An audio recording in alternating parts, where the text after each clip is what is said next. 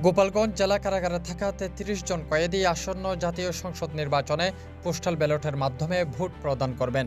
Vote দেওয়ার উদ্দেশ্যে নির্ধারিত সময়ের মধ্যে এসব কয়েদি পোস্টাল ব্যালটের জন্য রেজিস্ট্রেশন সম্পন্ন করেন।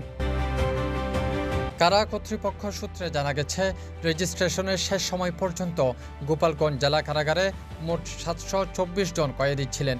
এর মধ্যে ২২ জন নারী এবং বাকি ৭০২ জন পুরুষ কয়েদি। নারী কয়েদিদের মধ্যে ৫ জন এবং পুরুষ কয়েদিদের মধ্যে ২৮ জন পোস্টাল ব্যালটে ভোট দেওয়ার জন্য আবেদন করেন। জেলা প্রশাসন সূত্রে জানা গেছে, গোপালগঞ্জ জেলায় মোট ৯,৯৯৮ জন ভোটার পোস্টাল ব্যালটে ভোট দেওয়ার জন্য আবেদন করেছেন। এর মধ্যে কারাবন্দী ভোটারের সংখ্যা ৩৩ জন।